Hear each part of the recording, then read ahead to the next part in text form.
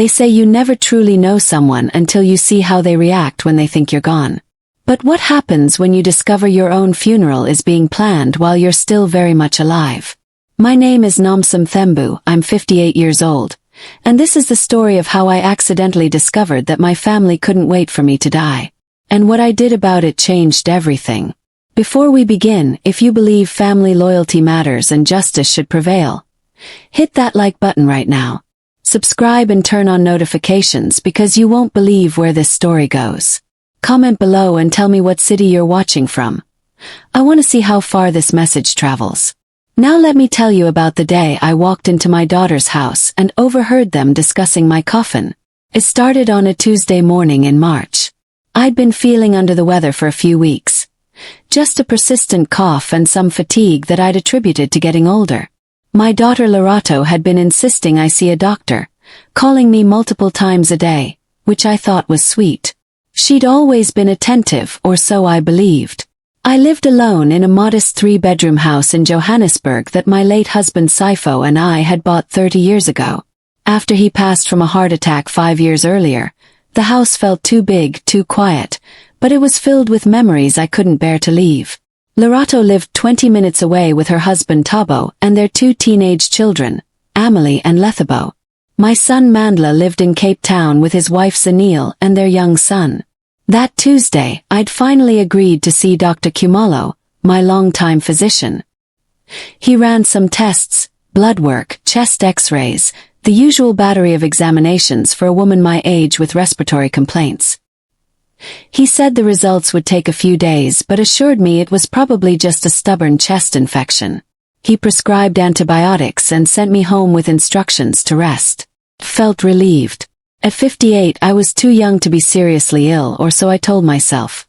I'd always been healthy, active in my church, volunteering at the community center, tending my garden. I had plans. I wanted to see my grandchildren graduate, maybe travel to Durban to visit my sister, perhaps even find love again someday.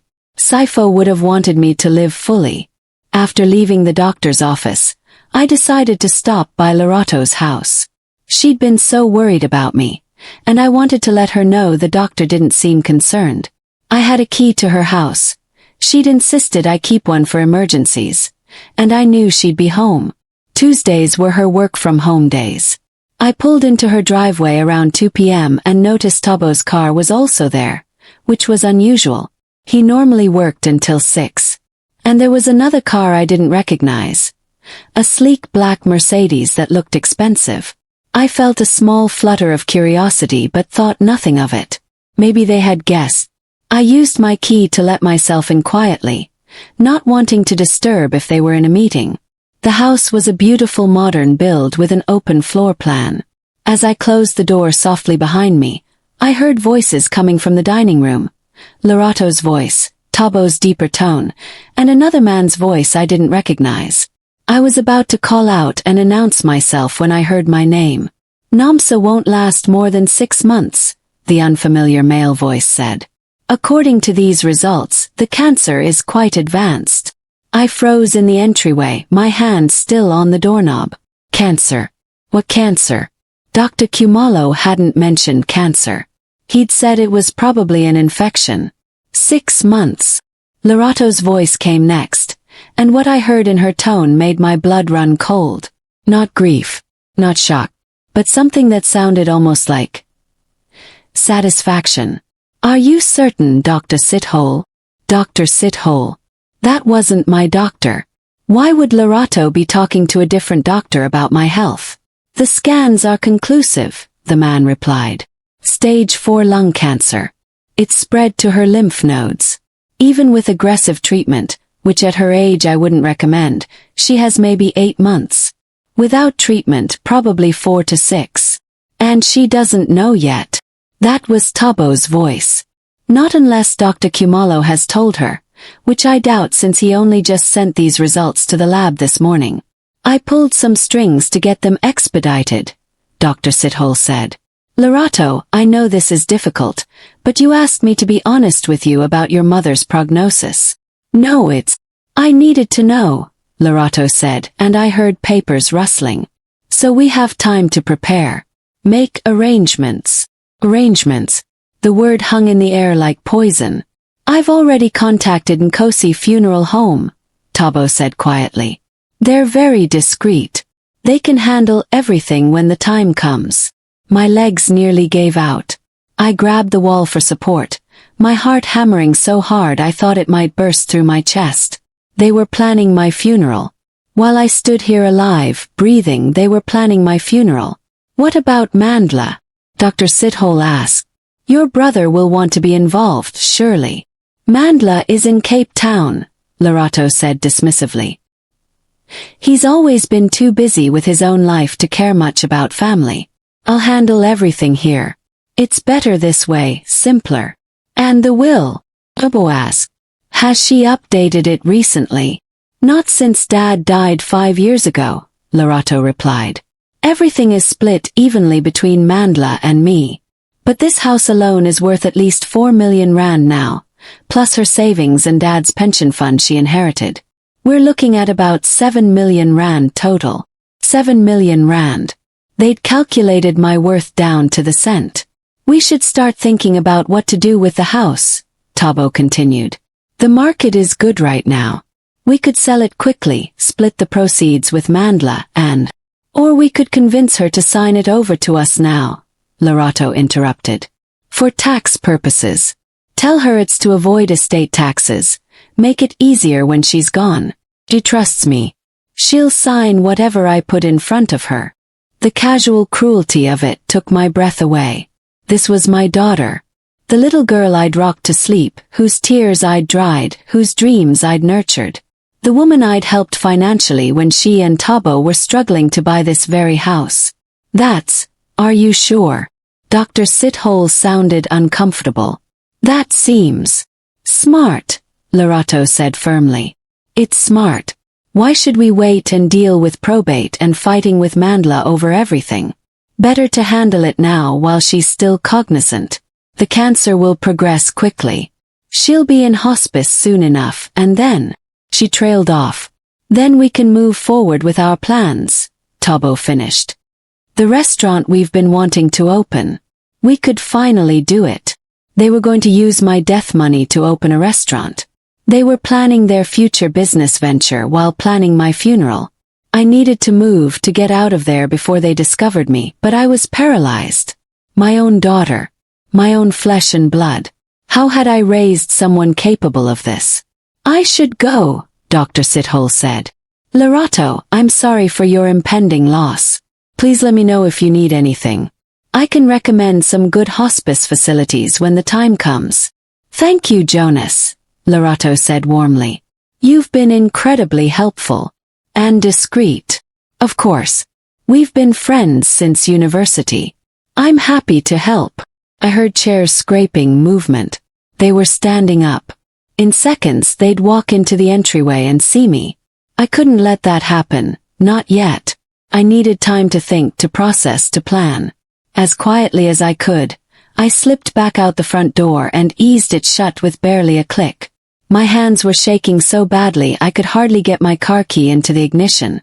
I reversed out of the driveway, my vision blurred with tears I wouldn't let fall, and drove. I didn't know where I was going. I just drove, my mind spinning with what I'd heard. Stage 4 lung cancer. 6 months to live. Funeral arrangements. My house, my money, calculated and divided like I was already gone. But here's what they didn't know. Dr. Kumalo hadn't called me. I hadn't received any results yet. Which meant either Dr. Sithole was lying, or he'd accessed my medical records illegally and shared them with Lerato before I was even informed of my own diagnosis. Either way, something was very, very wrong. I found myself in the parking lot of a shopping center, sitting in my car with the engine off, trying to breathe. My phone rang. Lerato. I stared at her name on the screen, the photo I'd taken of her laughing at Amelie's school play last year. She looked so happy, so loving. Had it all been fake? I didn't answer. Couldn't. Not until I knew the truth. The next call came from Dr. Kumalo's office. I answered with trembling hands. Mrs. Mthembu. This is Nurse Precious from Dr. Kumalo's office. The doctor would like you to come in tomorrow morning to discuss your test results. Can you make 9 a.m.? My throat was so tight I could barely speak. Is it bad news? The doctor prefers to discuss results in person. But please try not to worry too much. Can you make 9 a.m.? Perhaps bring a family member. Yes, I whispered. I'll be there. I hung up and sat in that parking lot as the afternoon sun slanted through my windshield. I had two choices. I could walk into Dr. Khumalo's office tomorrow and learn I was dying, or I could discover that something else entirely was happening. I thought about Lorato's voice, that tone of satisfaction. I thought about Tabo discussing funeral homes with such casual efficiency. I thought about Dr. Sithole sharing my medical information, if it even was my medical information, before I'd been informed myself. And I made a decision. Whatever the truth was, I was going to find it. And I was going to make sure that if I was dying, I would control what happened to my legacy. And if I wasn't dying, well then someone was trying very hard to convince everyone I was. And I needed to know why. I drove to the one place I knew I could think clearly. My sister Thandi's house in Pretoria, about an hour away. Thandi was 2 years older than me, practical, fierce, and the only person I trusted completely in that moment. She opened the door, took one look at my face and pulled me inside. Nomsa, what's wrong? You look like you've seen a ghost. I think, I said slowly, I just overheard my own funeral being planned. And I'm not dead yet. We sat at her kitchen table and I told her everything. Every word I'd overheard. Every horrible detail. Thandi's face went from shocked to furious to calculating. We need to verify this Dr. Sithole exists first, she said, already pulling out her laptop. Then we need to find out if he actually has access to your medical records, or if he's lying to Lorato. But why would he lie? Asked. What would be the point? Thandi looked at me with the same sharp intelligence that had made her a successful prosecutor before she retired. Money. It's always about money. 7 million rand is a lot of motivation. If Lorato believes you're dying, she can start manipulating you into signing things over. If Tabo is in on it, they could be planning to take everything before Mandla even knows what's happening. But the cancer might be real. Might not be, Thandi said firmly. We'll find out tomorrow when you see Dr. Khumalo. But in the meantime, we do some investigating of our own. She typed rapidly on her laptop. Dr. Jonas Sithole. Here he is. He's a real doctor, licensed oncologist in Johannesburg. Works at. She stopped, her eyes widening. Nomsa. He works at Sandton Private Hospital. Where did Dr. Khumalo send your tests? Joburg General, I said. The same lab he always uses. So how did Dr. Sithole at a completely different hospital get access to your results before you did? Thandi asked. Unless he didn't, I finished. Unless he's lying to Lorato. Or unless he accessed your records illegally, which is a serious crime, Thandi added. Either way, something illegal is happening here. We spent the rest of the evening digging into Dr. Sithole's background. Thandi had contacts from her years as a prosecutor, and she wasn't afraid to use them. What we discovered made the picture clearer and more disturbing. Dr. Jonas Sithole had been friends with Lorato since their university days. That part was true. But he'd also been involved in a medical malpractice lawsuit 3 years ago that had been quietly settled out of court. A patient's family claimed he'd misrepresented test results to them. The details were sealed, but the fact that it had happened at all was concerning.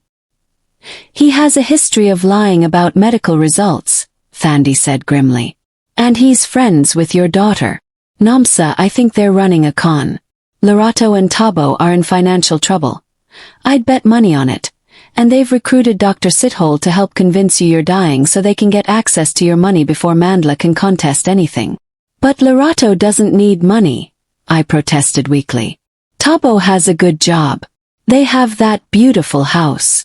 That they're probably over-leveraged on, Thandi interrupted. Nomsa, people don't plan elaborate schemes like this unless they're desperate. And desperate people are dangerous. That night, I barely slept on Thandi's guest bed.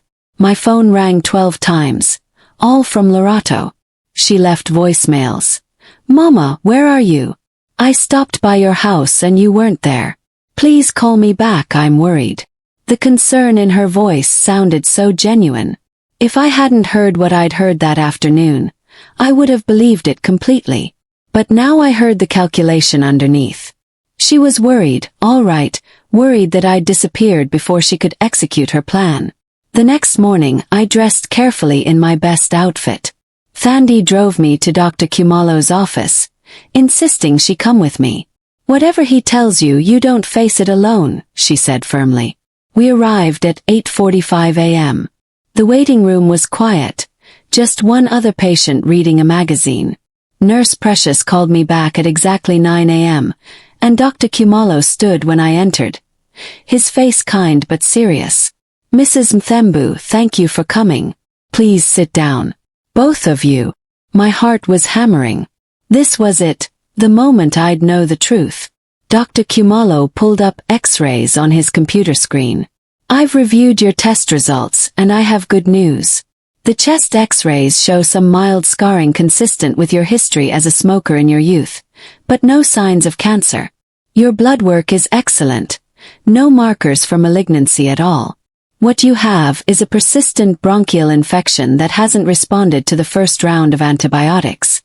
I'm prescribing a stronger medication, and you should feel much better within a week. The room seemed to tilt. No cancer, I whispered. No cancer, Dr. Kumalo confirmed. Your lungs are actually quite healthy for a woman your age. I see no reason you won't have many good years ahead of you, Mrs. Mthembu. Thandi grabbed my hand and squeezed. I couldn't speak. The relief was overwhelming, but so was the betrayal. Because now I knew for certain. Dr. Sithole had lied to my daughter. Or Lorato had lied to Dr. Sithole. Or they were all lying together. Either way, someone had looked at healthy test results and told my daughter I was dying. Doctor, Thandi said, her prosecutor voice emerging. Have any other physicians requested Mrs. Mthembu's test results? Has anyone else accessed her medical records in the past 48 hours? Dr. Kumalo frowned.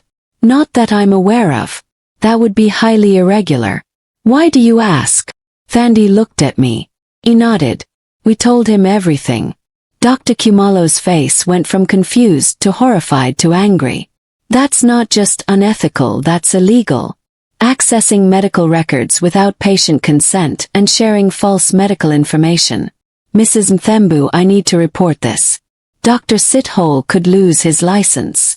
Not yet, I said, my mind already working. I want to see how far they'll take this. I want to know exactly what they're planning. Because it's not just about fake test results.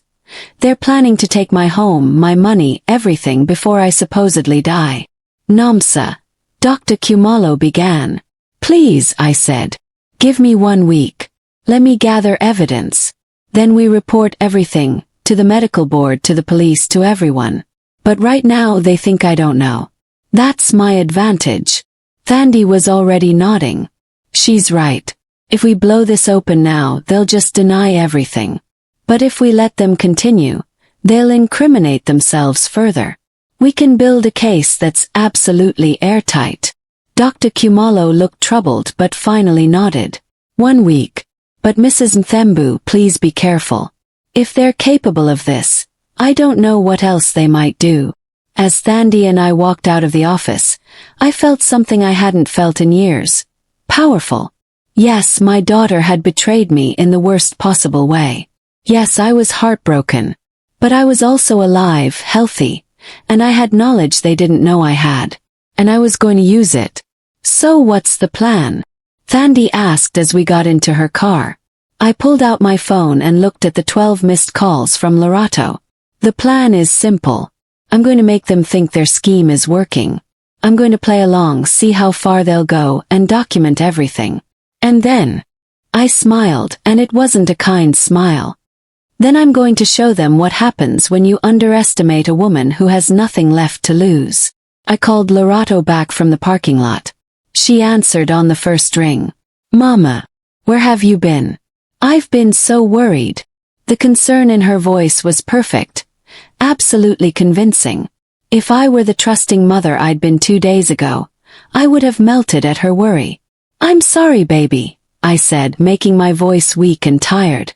"I wasn't feeling well yesterday, so I drove to Thandi's house. I just needed to be with family." "You should have called me," Lorato said. "I would have come to get you. You shouldn't be driving when you're not feeling well." I know.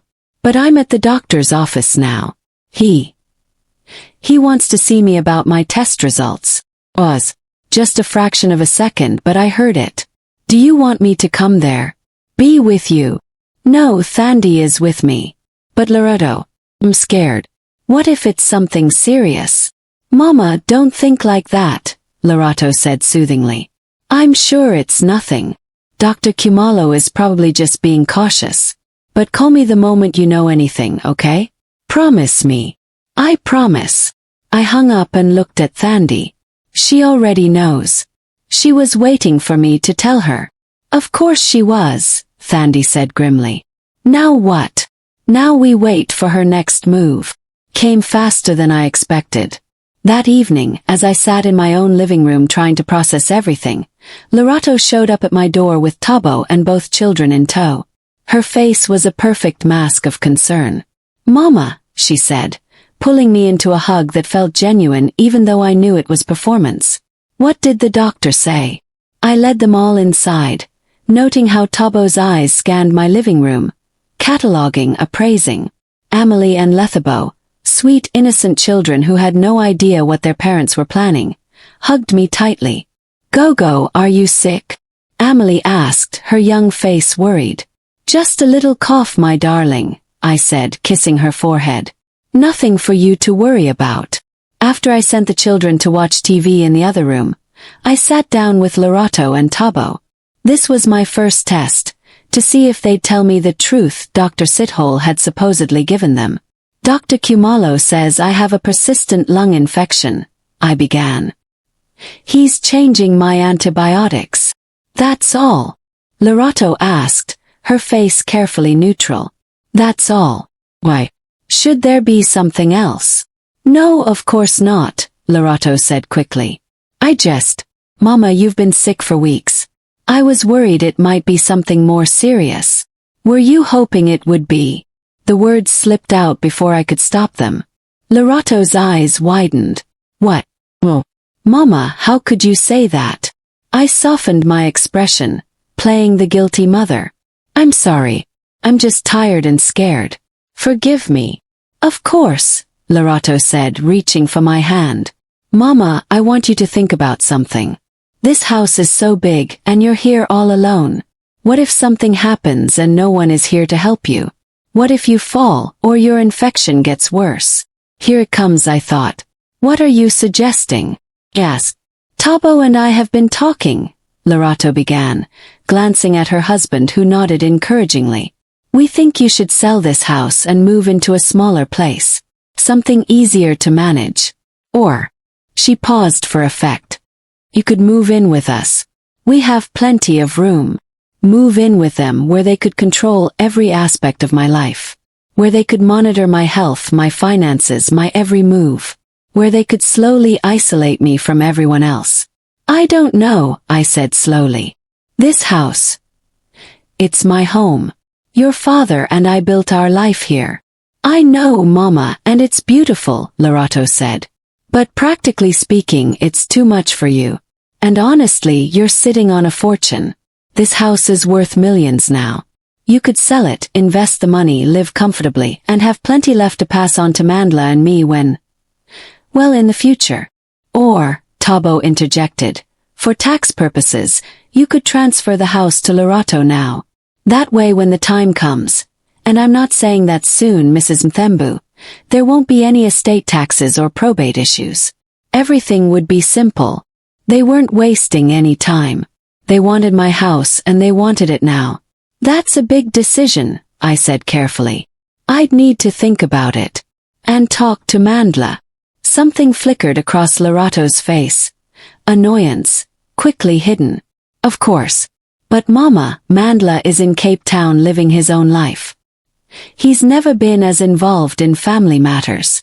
I'm the one who's here, who takes care of you, who worries about you. Don't you think that should count for something? The manipulation was masterful. She was dividing me from my son, making herself the only good child, the one who deserved everything. You're right, I said quietly. You've always been here for me. Let me think about it for a few days. After they left, I called Mandla immediately. My son answered on the third ring, his voice warm. Ma, I was just thinking about you. How are you feeling? Mandla, I need to ask you something. Have you talked to your sister recently?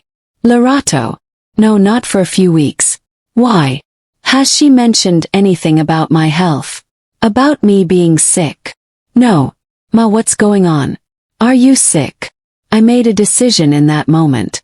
Mandla needed to know everything. So I told him about overhearing the conversation, about Dr. Sithol's lies, about Lerato and Tabo's plans, about how they were trying to get me to sign over my house. The silence on the other end lasted so long I thought the call had dropped. Then, I'm coming to Johannesburg. Tomorrow. Don't sign anything, don't agree to anything, and don't let them know you know. I'll be there by noon.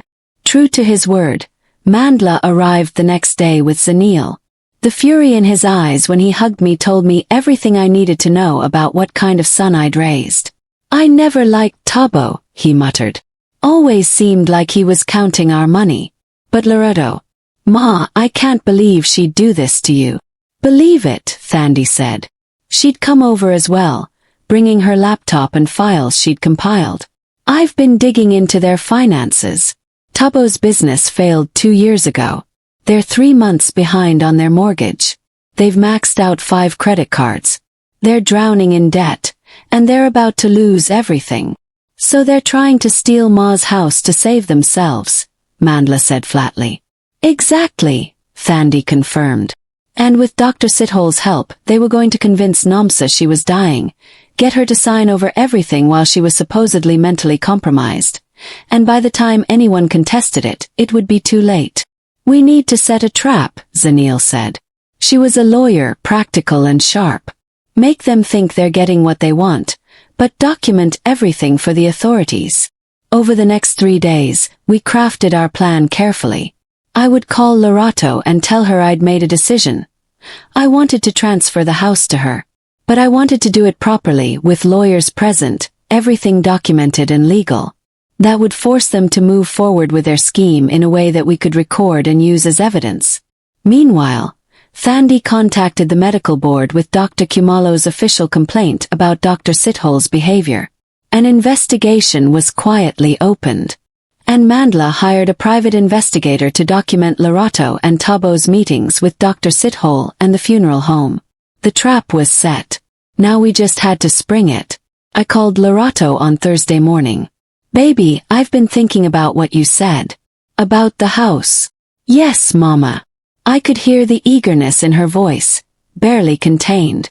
I want to do it. Transfer the house to you. You're right. You've always been here for me, and it's only fair. But I want to do it properly with a lawyer, so there's no confusion later. Of course. Yes, that's very wise, Lerato said, her voice bright with victory. When do you want to do this? As soon as possible. Can you arrange it? Maybe this Saturday. I'd like Mandla to be there too, so he understands this is my decision. Slight pause. Mandla. Is he in town? I called him. I wanted him to know I was making this decision, and I wanted his blessing. Right, course. That makes sense. But I could hear the wheels turning in her mind, recalculating, worrying about Mandla's presence. Lerato, you and Mandla are both my children. I love you equally. I just happen to see you more because you're here. But I want him involved in this decision. That seemed to satisfy her. Of course, Mama. I'll set everything up for Saturday. I'll arrange for a lawyer to come to your house to handle the paperwork. Perfect. And Lerato, thank you for taking such good care of me. Always, Mama. Always. Saturday arrived cold and bright. Mandla and Zanil arrived at my house at 10 a.m. Thandi was already there, along with our own lawyer, a man named Johannes who Zanil worked with, someone we trusted completely. We'd also arranged for a recording device to capture everything that was said. Zanil assured us it was legal as long as one party, me, consented to the recording. At 11 a.m., Lorato and Tabo arrived with their own lawyer, a nervous-looking young woman named Precious who clearly didn't know she was being used in a fraud. And with them was Dr. Sithole. Dr. Sithole, I said with surprise I didn't feel. I didn't expect to see you here. Lorato asked me to come, he said smoothly, to provide medical documentation for the transfer. In cases like these, it's important to establish that you're of sound mind when making such significant decisions. Cases like these? I asked innocently. When someone is facing a serious health crisis, he said carefully. I understand you've been quite ill. Have I? I looked at Dr. Sithole directly.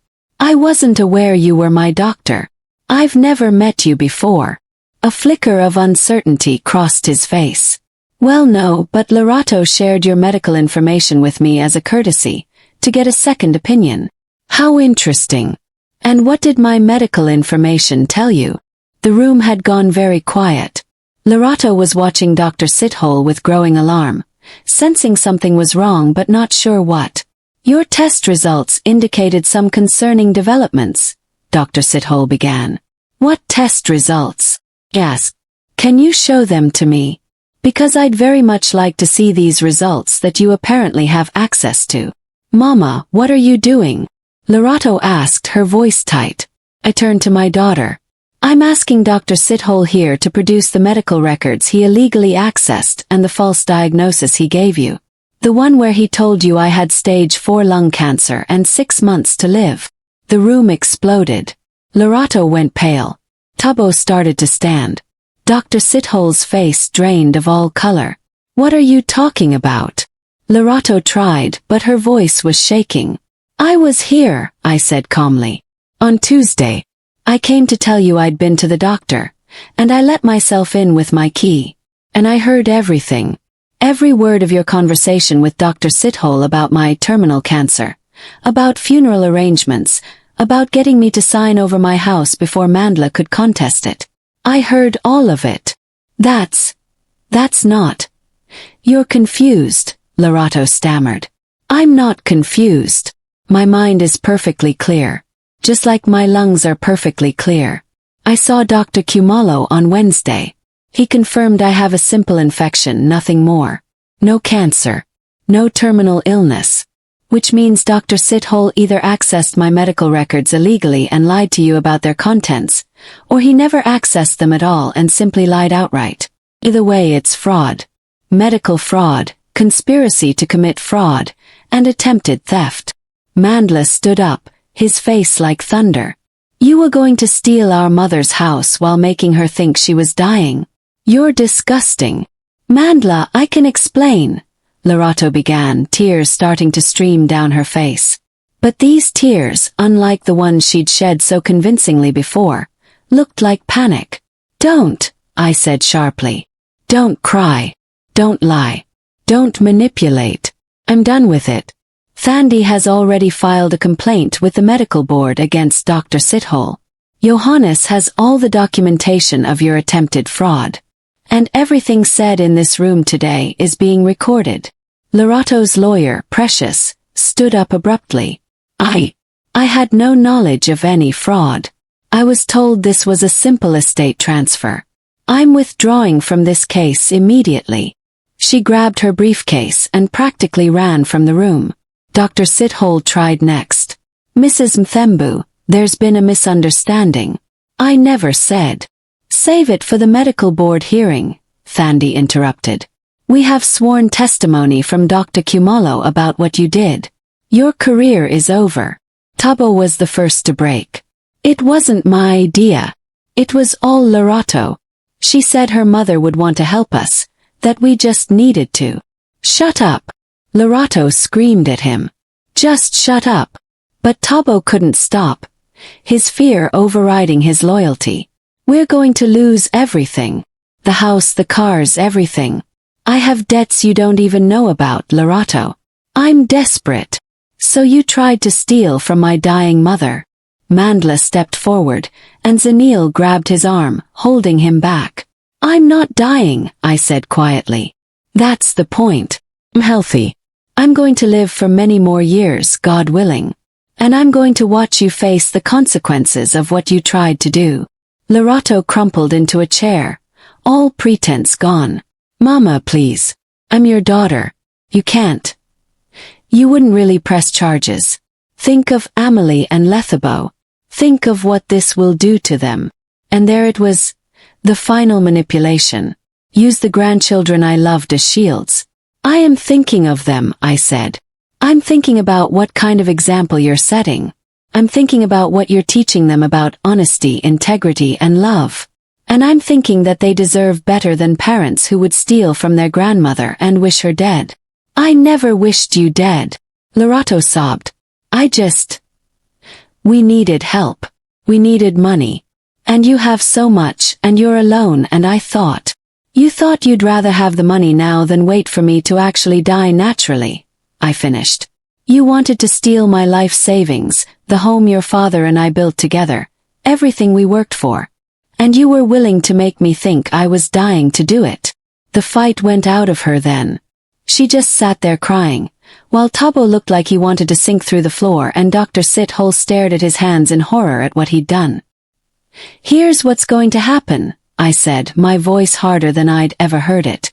Dr. Sithole, you're going to surrender your medical license voluntarily, or face a full investigation and criminal charges. Your choice. He nodded mutely. Lerato and Tabo, you're going to repay every cent I've given you over the years. The 20,000 rand for your wedding. The 50,000 for your house deposit. The countless smaller amounts. Consider it a loan that's now due immediately. You have 6 months. We can't, Tabo started.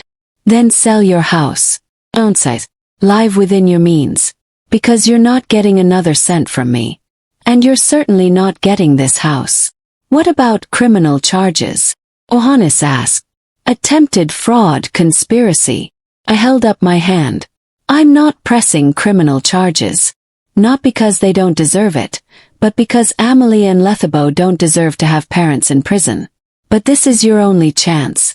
You step out of line again. You come near me with any more schemes, and I will throw the full weight of the law at you. Understood. They both nodded, broken.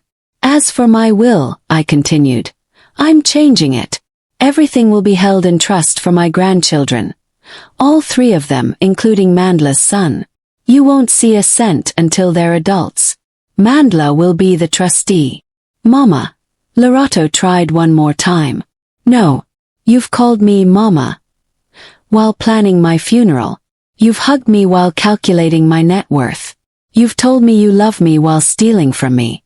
Those words mean nothing from you anymore. I stood up, suddenly exhausted. Now get out of my house. All of you except family I can trust. Dr. Sithole left first, practically running. Tabo followed. His shoulders hunched in defeat. Lerato was the last to stand, looking at me with something that might have been genuine remorse or might have been grief at getting caught. I couldn't tell anymore and I didn't care. I'm sorry, she whispered. So am I replied. I'm sorry I raised a daughter who could do this. I'm sorry I trusted you. And I'm sorry for those beautiful grandchildren who will grow up knowing what their parents are capable of. After they left, I sank onto my couch, suddenly feeling every one of my 58 years. Mandla sat beside me and put his arm around my shoulders. Ma, I'm so sorry. I should have seen. No one saw it, I interrupted. She was very good at hiding it. Or maybe I didn't want to see it. What happens now? Zanil asked gently. Now, I said, I live. That's what happens. I live my life surrounded by people who actually love me. I spoil Amelie and Lethabo when I can, because they're innocent in all this. I watch Mandla's son grow up. I tend my garden. I volunteer at church.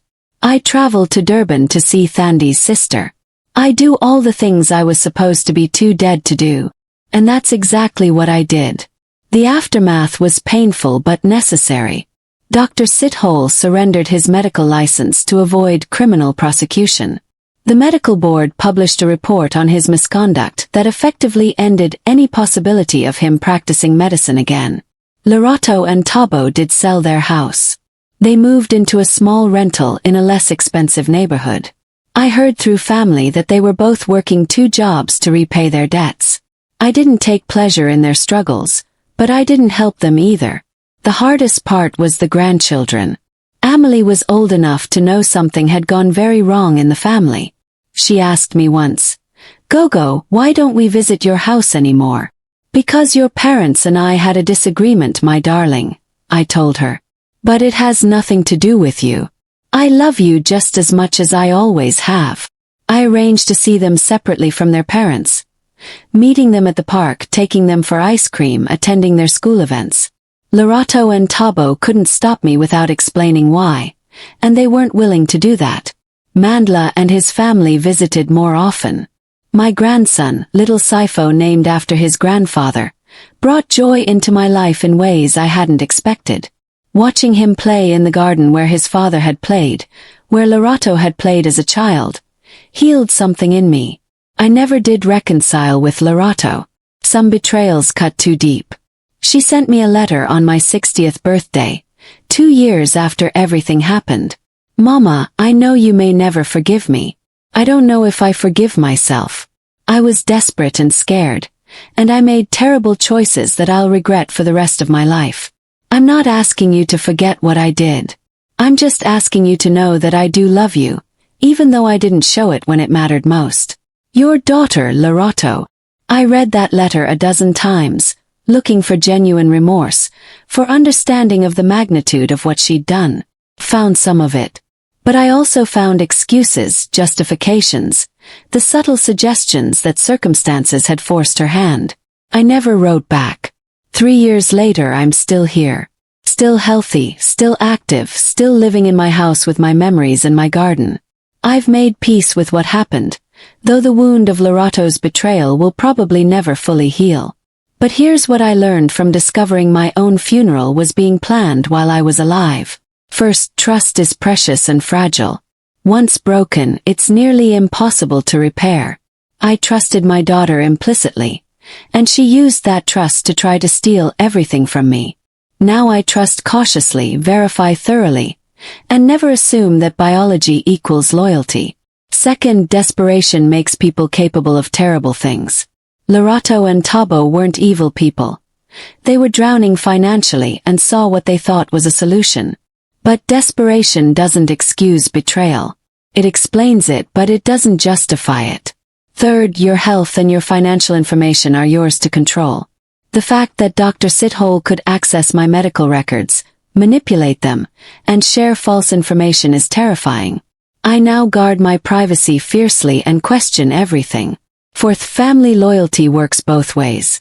I spent 30 years putting my children first, sacrificing for them, giving to them. But when I needed loyalty in return, one of them failed completely. Love isn't just what you feel. It's what you do. And actions speak louder than words. And finally, being underestimated is sometimes an advantage.